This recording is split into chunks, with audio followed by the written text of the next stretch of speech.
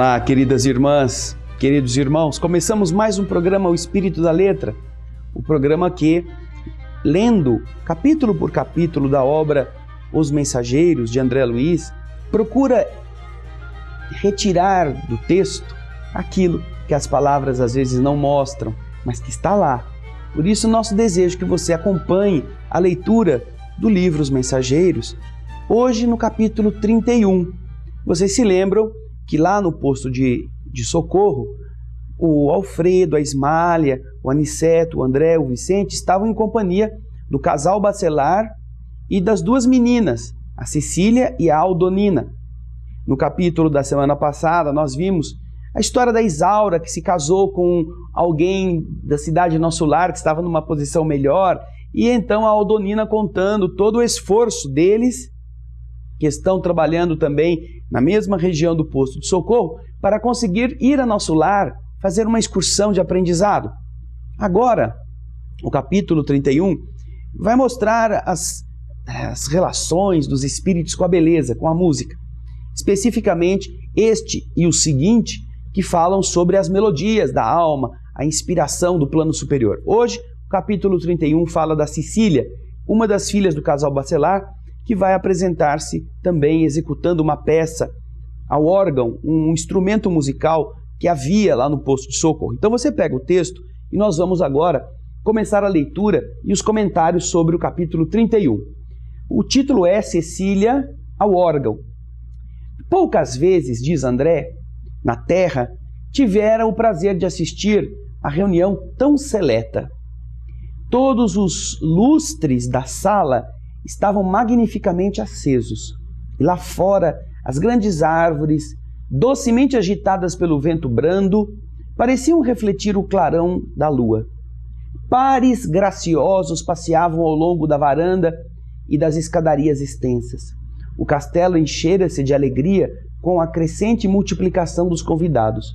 O administrador mostrava-se orgulhoso de confraternizar com os colaboradores diretos da sua obra, na recepção condigna aos amigos da colônia próxima. O júbilo, a alegria, transparecia em todos os rostos, e eu, observando a beleza do espetáculo, meditava na ventura da vida social, no ambiente daqueles que começavam a compreender e praticar o amai-vos uns aos outros, distanciados da hipocrisia e das convenções aviltantes. Você vê que André Luiz já começa a trabalhar essas questões, como nossa vida social é cheia de desajustes, cheia de mentiras, cheia de formalismos, convencionalismos, coisa que lá no plano da vida espiritual já não estava acontecendo no posto de socorro. Tudo que havia ali era sinceridade, era autenticidade, e a beleza fazia parte desse amor que Jesus recomendou que uns tivéssemos com os outros. Vamos acompanhar o texto. Conversávamos animadamente quando Alfredo nos convidou para o salão de música. Houve um contentamento geral. A senhora Bacelar, dando o braço à nobre Ismália, parecia encantada com a lembrança. Dirigimo-nos para o grande recinto, prodigiosamente iluminado por luzes de um azul doce e brilhante. Deliciosa música embalava-nos a alma. Observei então que um coro de pequenos músicos executava harmoniosa peça ao lado de um grande órgão, um pouco diferente daqueles que nós conhecemos na Terra. 80 crianças, meninos e meninas, surgiam ali num quadro vivo e encantador. 50 delas tocavam instrumentos de corda e 30 conservavam-se graciosamente em posição de canto. Executavam com maravilhosa perfeição uma linda barcarola. Barcarola é um estilo musical que eu nunca ouvira na terra. Comovidíssimos, ouvi o administrador explicar. As crianças do posto são as nossas flores vivas. Dão-nos perfume, encantamento, alegria, suavizando-nos todos os trabalhos. Acercamo-nos do órgão, sentando-nos todos em confortáveis poltronas. Quando as crianças terminaram sob aplausos calorosos Ismália pediu a Cecília que executasse alguma coisa. Oh, dona Ismália, se a senhora vem de tão altas esferas, onde a harmonia é santificada e pura, como poderei executar para os seus ouvidos? E então Ismália disse a ela: não diga isso, Cecília. A música elevada é sublime em toda parte. Vá, minha filha, lembre-se e me faça também recordar o lar terreno nos dias mais belos. E vocês estão vendo como no plano espiritual a elevação de entendimento envolve todos os conceitos. A música é a beleza e com a sua execução nós nos recordamos de coisas boas. Ismália queria se lembrar das coisas do passado, das coisas da terra, e pediu a Cecília que executasse uma peça ao órgão. Cecília ficou constrangida porque Ismália, vindo de planos superiores, tinha acesso a outros tipos de harmonias musicais, mas Ismália disse a ela: não se incomode, me faça recordar, porque a música é uma bênção em toda parte. Vocês veem como o mundo espiritual nos ajuda a entender que devemos superar nossas timidezes, nossas maneiras, assim, às vezes amedrontadas, de exteriorizar nossa afetividade. E é isso que nós vamos ver. A Ismália pedindo a Cecília e a Cecília atendendo. Vamos ao texto? Antes que a jovem bacelar perguntasse qual a peça favorita, Ismália continuou: os serviços musicais do posto levam-me a recordar a velha fazenda, quando eu voltava do internato. É lembrança da terra. E isto faz com que nós, no próximo bloco, possamos acompanhar qual foi a execução que a Cecília levou a cabo no órgão que havia ali no Salão da Música, no posto de socorro. Não importa que eles estejam nos lugares umbralinos, não importa que estejam num castelo rodeado de entidades trevosas, a beleza estará sempre onde aquele que a cultiva está presente. Então, você aí acompanhe o texto, vamos fazer o nosso primeiro intervalo, mas você continue lendo, vá atrás das informações. Daqui a pouquinho nós vamos voltar com a continuidade da apresentação da Cecília ao órgão. Fique conosco.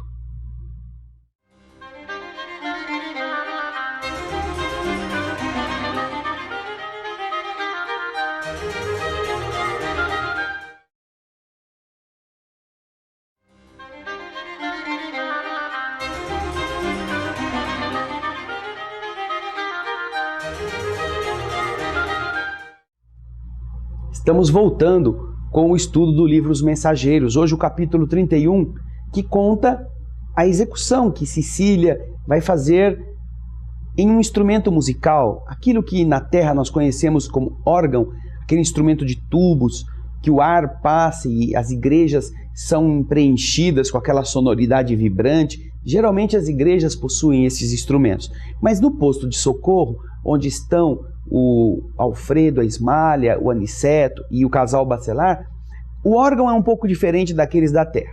E então, Cecília, chamada a executar uma peça ao órgão por Ismália, naturalmente gostaria de que a Ismália dissesse a ela qual era a peça favorita. Mas, antes mesmo que ela perguntasse, Ismália, como nós vimos no bloco anterior, continuou comentando qual era a sua preferência.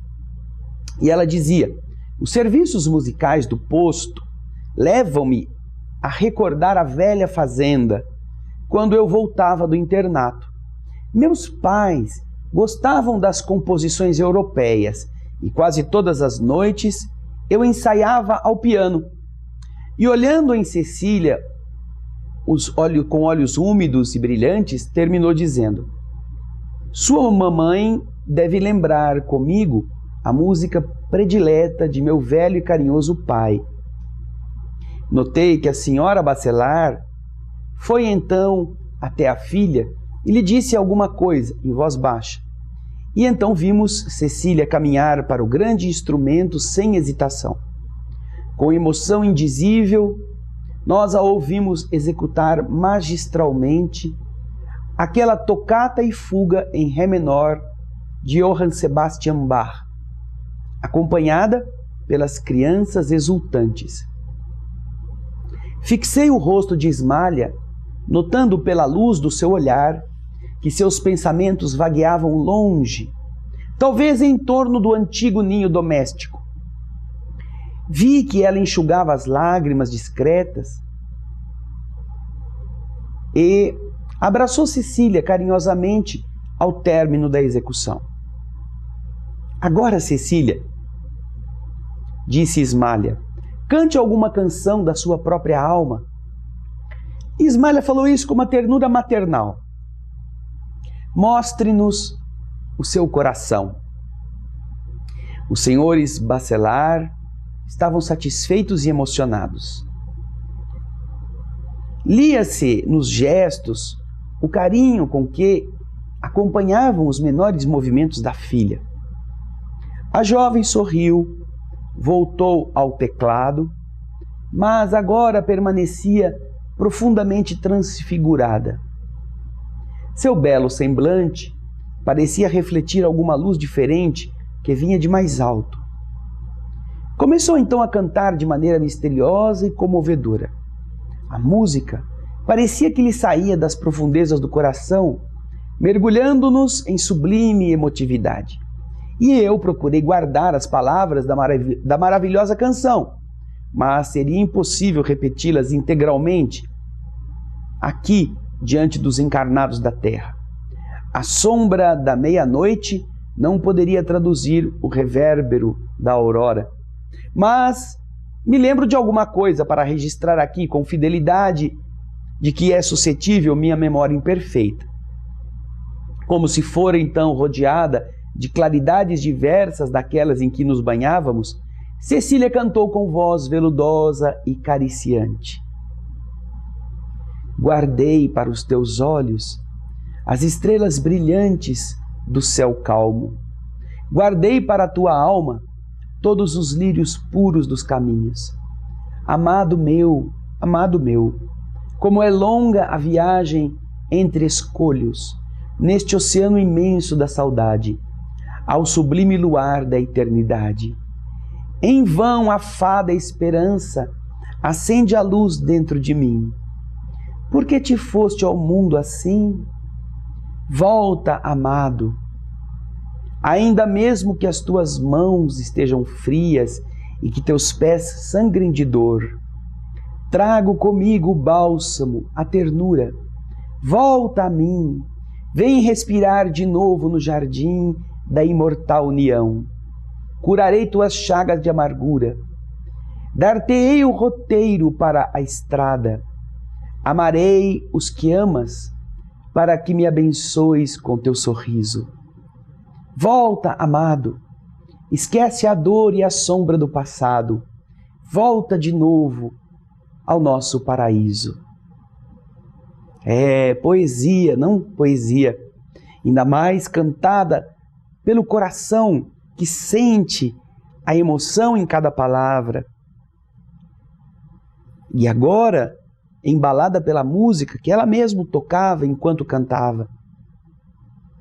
O amor que não se esquece, o amor real, o amor que se constrói, é algo nobre e sublime, que transcende o túmulo, o tempo, e que faz os seres carregarem consigo essa lembrança para onde forem. Não importa quanto tempo passe, e esta é a grande prova do amor de Deus. Já pensou se tudo acabasse no cemitério? Já pensou onde estaria seu filho que você tanto amou, sua mãe, seu pai, sua esposa, seu marido? Já pensou como você poderia retomar aquelas emoções vividas profundamente? Puxa, que bênção é saber que não importa quanto tempo tenha passado, nossos pais serão nossos pais, nossos filhos serão nossos filhos, e o amor que tivemos por todas as pessoas será a marca para sempre, a mostrar como foi bom e como será bom o reencontro. Esta canção leva todos os que escutam a meditarem nesse amor nessa saudade, nessa coisa que cada um de todos nós, não é? Cada um de nós guarda e procura avidamente reviver nos pedacinhos de papel, nos pedacinhos de tecido, nas mechas de cabelo, nos anéis, nos brincos, nos bilhetes, que naquela caixa de sapato você guardou e quando pega aquilo mexe com você. Então, esse é o amor. Um amor que nunca acaba. Um amor que nós devemos aprender a cultivar. E no próximo bloco, nós vamos ver como termina a execução da Cecília, como que os que estão ali presentes podem avaliá-la. Então, permaneça conosco. Daqui a pouquinho nós vamos voltar e você vai lendo, hein? Você vai lendo o capítulo até o seu final. Até já.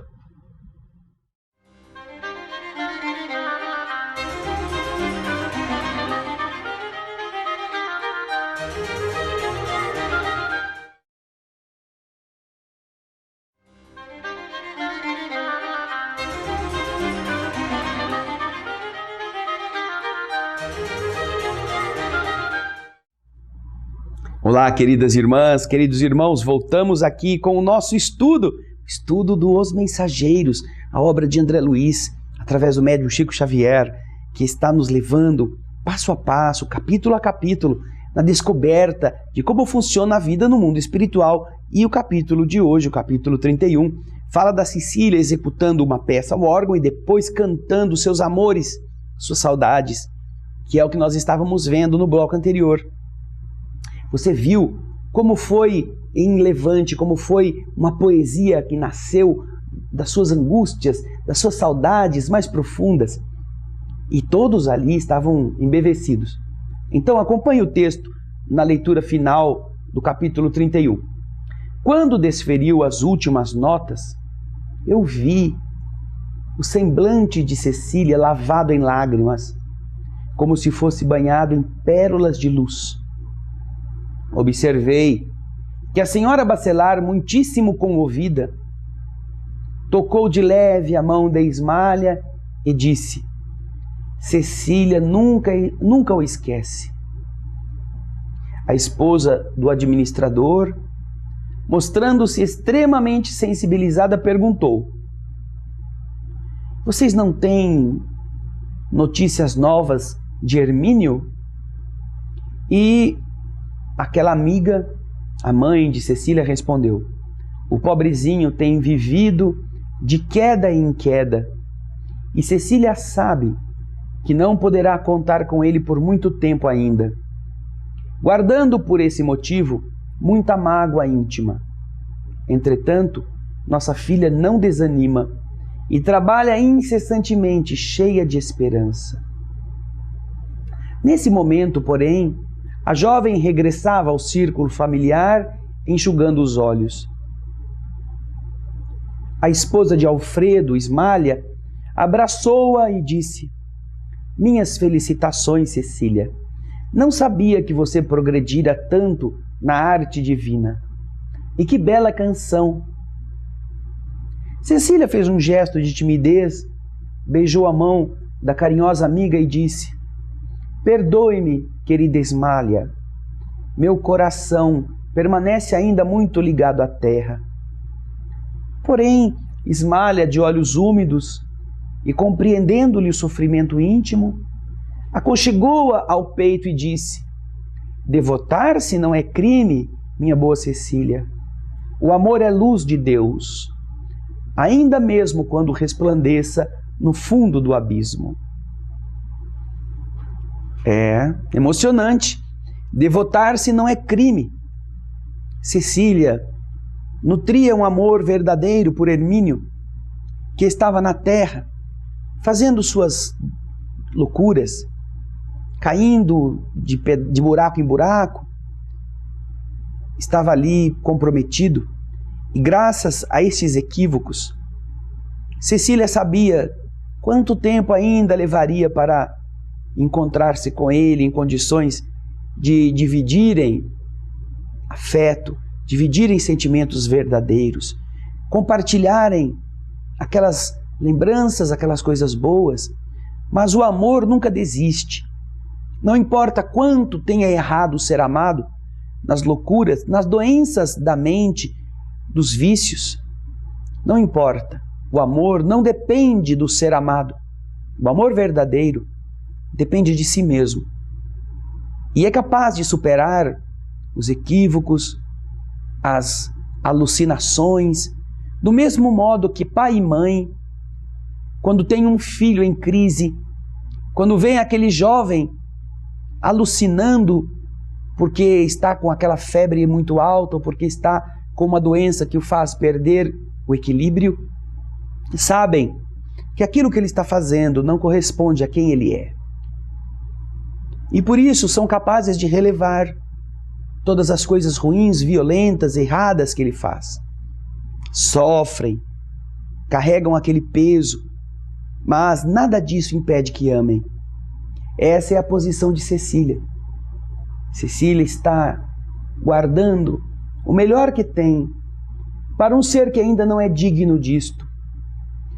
Isto a faz sofrer, mas, na verdade, isto é a riqueza que ela possui. É o amor que em qualquer época, em qualquer lugar, é capaz de superar as doidivanas atitudes do ser amado.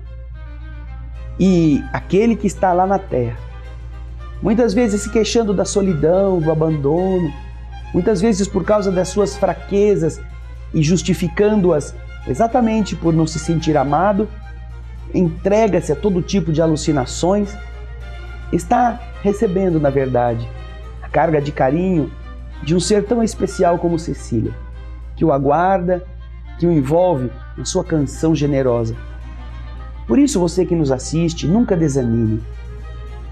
Aquelas pessoas que ainda não são capazes de sentir o seu amor, não o amor de carne, não o amor do sexo, o amor que é capaz de tudo superar, essas pessoas um dia, elas entenderão. Porque geralmente o amor da carne, o amor do corpo, é aquele que quando traído também quer trair. É aquele que quando esquecido também procura substituir um outro ou uma outra na intimidade. Não é o amor real. O amor real é capaz de superar todas estas coisas. É claro que quando os dois se combinam é excelente. Quando o amor real se exterioriza também na intimidade, isto é a consagração de um afeto puro. Mas lembre-se, mesmo quando ninguém te entender, mesmo quando aquele ser a quem você se devota não te respeita, você não depende dele para amá-lo. Você que tem essa nobreza, você é luz em si mesma, em si mesmo. Chegará o tempo do outro, da outra. E quando isso acontecer, quando o outro cair em si, na consciência do que fez de errado, a vergonha será toda dele, toda dela. Por isso, você nunca deve arrepender-se do bem que faz, do amor que dedica, do tempo que aguarda, mesmo que você leve a sua vida, como Cecília está levando a vida dela. Bonito, não é? Que coisa linda André Luiz nos trouxe no capítulo 31, na poesia que Cecília apresenta quando canta por alguém que está tão distante, mas ao mesmo tempo para Cecília tão perto. Próximo capítulo, música sublime, a melodia da alma. Nós vamos ver André Luiz nos contando o que acontece quando é a Ismália agora quem vai se apresentar ao órgão. Muito bonito. Continue lendo. Você verá quantas coisas boas e interessantes nós aprendemos com isto. Obrigado pela sua presença, obrigado pelo seu carinho e até o próximo Espírito da Letra. Muita paz.